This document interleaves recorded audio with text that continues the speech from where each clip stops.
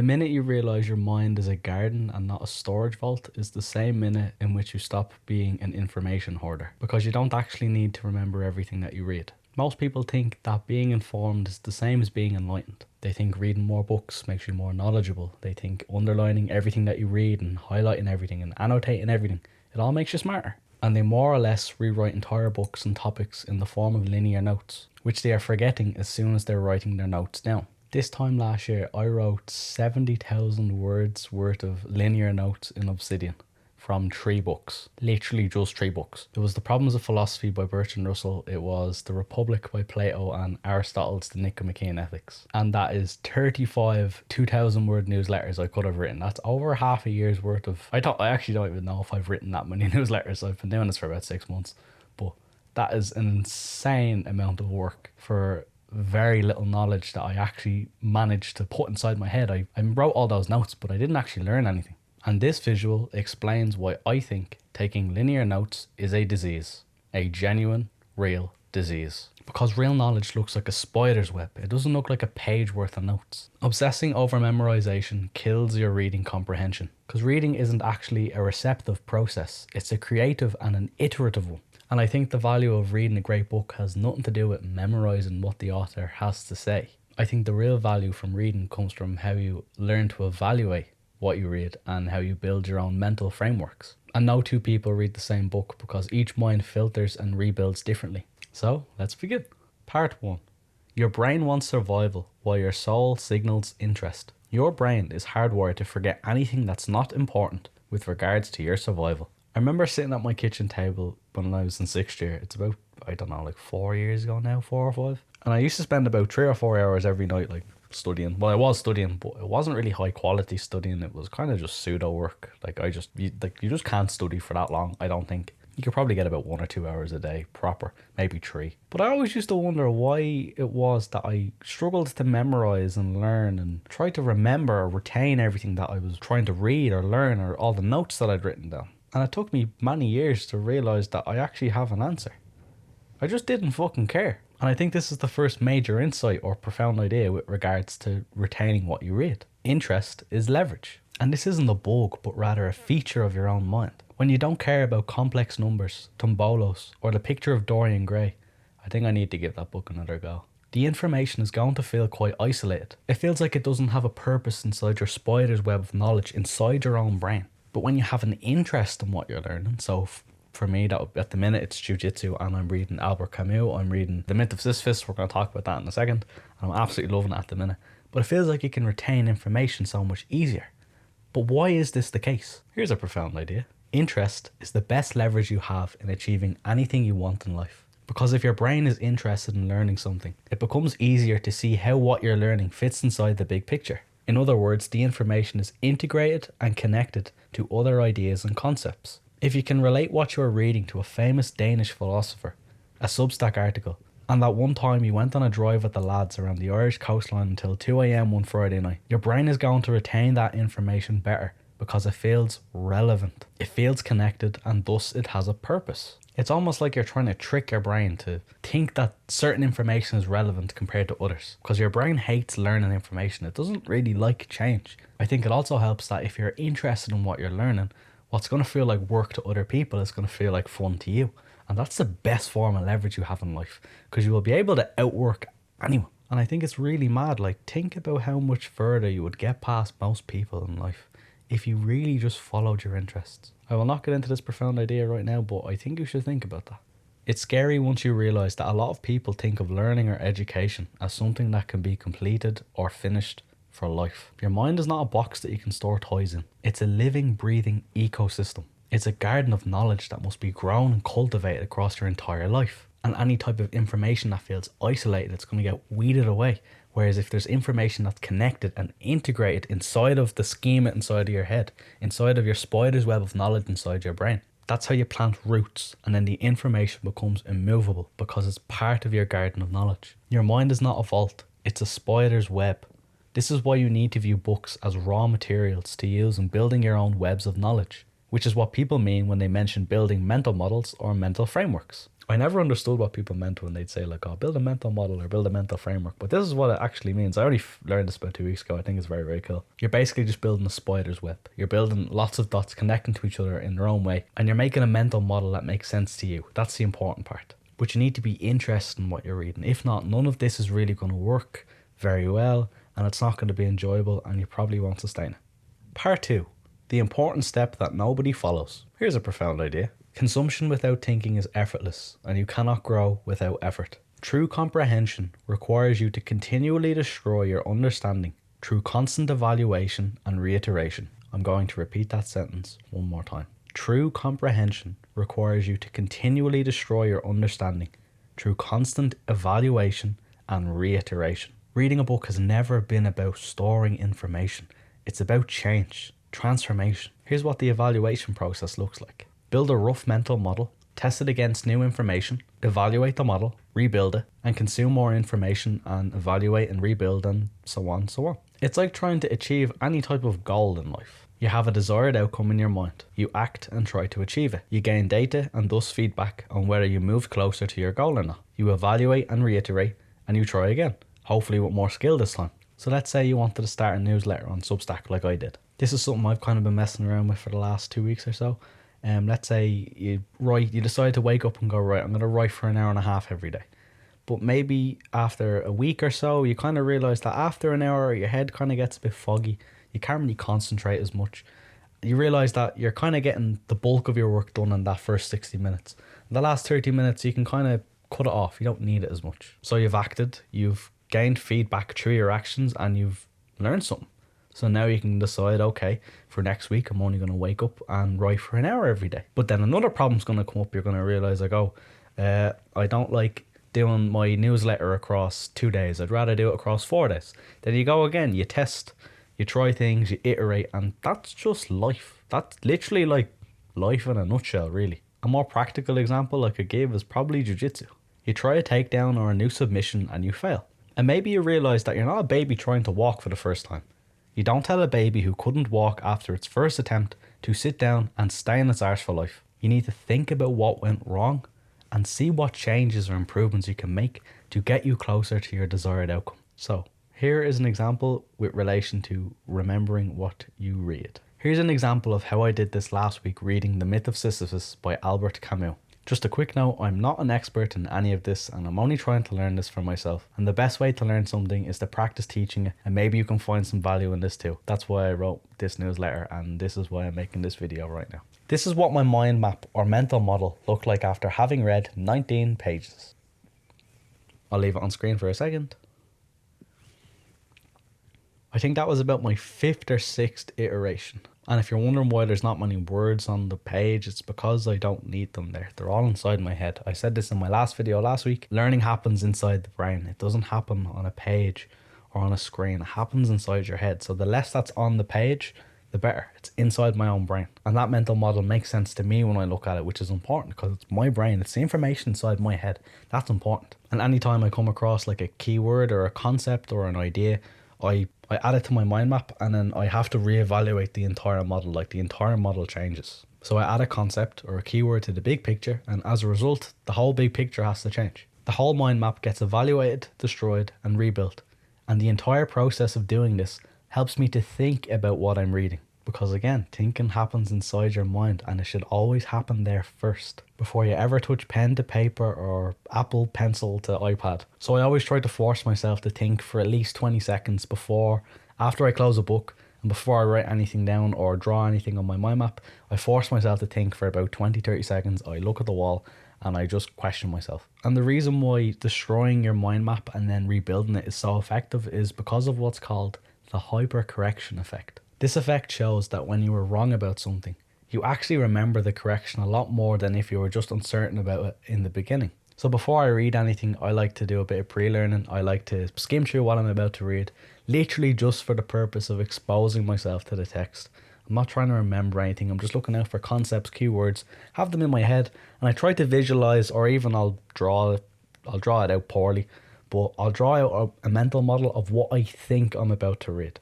And the reason why is because of the effect. So when you are reading, you should draw or visualize a mental framework and accept that it's probably wrong. but it's just a hypothesis. You want to come across new information so you can evaluate the model and rebuild it. This allows for deeper processing and encoding of the material. So build your mental model with confidence, let new information reshape it, and your brain will retain the correction far more deeply. Here's another profound idea. If you're trying to remember everything you read, you're just memorizing and not actually thinking. I think true reading is about evaluation. So here's a 3-step system that can help you to evaluate, retain, and remember more of what you read. And although I'm still learning a lot of this myself, I'm not an expert at any of this. Even this system isn't perfect. It will still help you with your comprehension quite a lot. My comprehension has already increased tenfold. I've been doing this for like the last 2 weeks, and it's mental. I think taking linear notes is an absolute waste of time. I think being able to evaluate information from a book through mind mapping, I want to learn about it. I want to learn, and I want to write about it, and I want to do videos on it, because if I'm finding value in it, maybe you will too. Here's your framework to remember everything you read. Step 1 is pre-learning. The reading process actually begins before you open the book. You want to prime your brain with information it can start making connections to immediately. So spend 5 to 10 minutes doing what I call pre-learning. So flip through some pages. Look out for headings, chapter names, keywords or concepts. Read a line or two here and there. Like I said, this step is purely for just exposing yourself to what you're about to read. That's it. Just skim, just look through, just flick through a couple of pages, read a paragraph here and there, a page here and there. Look out for text in bold or italics. You're just looking at the text before you read it. Then take a guess as to what you are going to read or what you think you're going to be reading about. And this will help with the hypercorrection effect. So for the Myth of Sisyphus, my scan of the first few pages led me to my incredibly vague hypothesis. I think the Myth of Sisyphus will be about the story of a man pushing a boulder up a hill. And upon my reading of the book, I realised that the book was a lot more complicated and I had a lot more examples than just Sisyphus. And from my skimming of the book, I realised that the section on Sisyphus was actually a lot shorter than I thought. And this is the hypercorrection effect. I remember that. I will always remember that now. So I skimmed through the first 30 pages or so, and here is a list of all the keywords that I found interesting, that stood out to me. I'll leave them on screen now for a second, but this has given me a rough idea of what I'm going to be reading about. And before I opened the book, I was visualizing, thinking about how these concepts might relate to one another and why. This step is mainly for building the mental scaffolding in which you can start building your understanding upon. And it's not just for helping you memorize isolated pieces of information. Remember, you're evaluating and rebuilding your understanding as you read. Step 2 is reading. Here are your 2 profound reading rules. Number 1, read until you come across a keyword or concept that causes you to reevaluate your mental model. Number 2, read for 10 to 15 minutes max before stopping to reevaluate and rebuild your mental model. Because when this happens, you've found a piece within the big picture. Thus, your entire mental model needs to change. And because of the hypercorrection effect, you don't want to write all your concepts down and then mind map later. You want to be building, evaluating, destroying, and then rebuilding as you read. Here is a profound idea. Thinking happens inside your head first, then on paper. Any type of thinking on paper, in the form of notes, mind mapping, etc., should help you think inside your head. But most people think on paper in order to skip doing the hard work of actually thinking with their brain. That's why highlighting and annotating is pseudo work. It feels like you're doing work, but you're just tricking yourself. I spent 1 hour doing this during the week and I read 15 pages. And most of my time was spent evaluating and rebuilding my mind map, and I was just thinking about the text. That was what I was doing for most of the time. Any type of questions I had, I just wrote them down beside me, or I just asked Google. And then I searched for an answer when I was trying to evaluate my mind map and see how the answers fit inside of the big picture. Here are some additional tips on when you should know when to stop reading. You feel confused. You feel overwhelmed. You realise you didn't fully grasp something from 1 page ago. Your mind starts wandering. You're starting to feel bored. Or you've hit your 10 to 15 minute reading limit. You don't have to do a mind map for all this, but I genuinely do think it helps with the evaluation and the reiterative process. Like all study tools or techniques, they are only as good as the learning they seek to aid inside your own head. I've said this in a few newsletters now, and I said it in last week's video, and I think I've already said it today, but I'll say it once more. Learning happens inside the brain, not on a page or on a screen. Anything happening outside the brain should be helping your learning inside your brain through thinking or evaluating. Because what matters when it comes to reading a book, it's not page count, it's comprehension. Read to comprehend, read to evaluate, read to destroy and rebuild, read to separate the wheat from the chaff, read not to memorize but to understand, read to think, to visualize, to become someone new. And while you're reading, always ask yourself these questions. Where does this fit within the big picture? How does it relate to other concepts? What do I need to correct and rebuild in my mental model? What patterns can I see or potentially visualize? I'm going to show you 2 pictures now. This is how my mental model has changed between my first reading session and my second reading session about the Sisyphus fella. This is my mental model after having read 19 pages, shown once more. And this is my mental model after having read 29 pages. I did a lot more iterations in this, but in all honesty, I forgot to screenshot them. So these are the only 2 that I have, but I think I've done at least 10 or 15 different, like the mind map has looked completely different 10 to 15 times.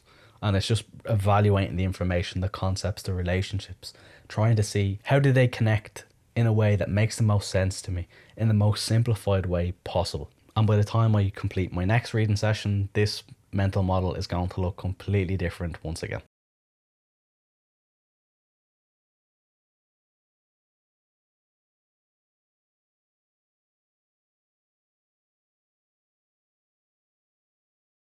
Step 3 is consolidation. For this step, I like to teach my mind map out loud. I watched one of Dr. Justin Sung's videos on how Olympic athletes train because I want to create my own feedback system for jiu-jitsu. I want to be able to improve my jiu-jitsu as much as I can. And I don't really have a system in place for learning it. I kind of watch videos and then I kind of train, and then I don't have a system in place for it. So I watched this video and I ended up making this mind map worth of notes from that video. So the mind map basically went through 7 or 8 different versions of itself before I landed on this one. I think this one, for me anyway, I'm only a beginner. I'm not an expert in any of this. But for me, as of right now, with my current level of knowledge, this makes the most sense to me. And my dad was telling me about some golf lessons he's been doing. So I showed him this and I explained it to him, as I thought it would have been quite useful for him to take some information from it. It would probably apply to his golf if he's trying to improve it. So I used that as a chance to test my understanding of it. This step on consolidation is about being able to understand and comprehend information inside your own head. That's why there are very few notes on the mind map above. For example, I know that LLP means latent learning period. It's just inside my brain and not on the page, which is what truly matters. That symbol beside the injection is a reference to the Tool album, Fear Inoculum, reminding me about fear inoculation and how it improves stress tolerance. In simple terms, do lots of something you don't find very comfortable doing, and you will eventually get more comfortable doing it across time. And I think this is why taking hundreds of pages worth of notes or 70,000 words worth of notes, like I made the mistake of doing, is complete bullshit. Your notes need to be in your head, not on a page. Here's another profound idea. Use the Feynman technique to explain your mind map out loud, as if teaching someone who has never heard of these concepts before. This exposes gaps in your understanding that you can go and fill in later. Then you just have to review your mind map across time. Spaced repetition, a couple times a week, a couple times a month. Start with every other day, then a couple times a week, then once or twice a week, then once or twice a month, and then so on. I'm going to leave it there for today, but I just want to say that I don't think this video does justice on what I've been practicing or learning about, or what I've been trying to learn. And there are so many better sources on all this. I would highly recommend Dr. Justin Sung. I've been watching a lot of his videos. I think he's absolutely incredible. Again, none of this is, I'm not an expert in any of this. I just have an interest in it, and I think the best way to learn something is to practice teaching it. I think making these videos and writing about it in my newsletters is a very good way of helping me to learn all of the great techniques that he talks about. Go check out his stuff. Don't watch my stuff, watch his stuff. He's an expert in it. He's very knowledgeable in what he's talking about. I just have an interest in it. I'm just trying to offer my perspective on non-linear learning on my maps. For now anyway. I'm going to be talking about other stuff in the future. I have plans of what I want to talk about, but again, I'm just trying to learn this for myself, and I'm just trying to hope that you can take something valuable from it as well. If you're skilled at mind mapping, can you please leave a comment and tell me if I've made any mistakes or if there's any gaps that I can improve on, or what I could do to improve my mind maps. I'm always open to learning. And thank you to everyone that commented on the literacy crisis video that I did. I read every single comment. I've been trying to respond to all of them, and I really, really like how people have been just starting conversations and talking about things that they're interested in, books that they're interested in. I'm a lot more motivated to start reading some fiction now. I think I would like to do videos on it in the future. I think I want to do a proper full-on video on the Myth of Sisyphus in the future, on the idea of purpose, and how to find it. And I'm kind of brainstorming at the minute. But Yeah. And if you've been learning that in yourself or reading anything, send me a DM on Substack. I'd love to hear about it. And if you want a complete reading system with step-by-step protocols and evaluation frameworks, you can download my new Guide to Profound Reading. You'll also get 2 bookmarks that will help you with the evaluation process instantly. And you'll also get 2 months free access to my paid Substack tier. So you get all my paid newsletters and all that for free, 2 months, and any other paid posts that I'm going to be doing. It's currently 20% off until December 9th, so check that out down below. Anyways, thank you for your time and your attention. I know it's very, very valuable. I really, really appreciate it, and you're an absolute legend. Thank you. Have a great day.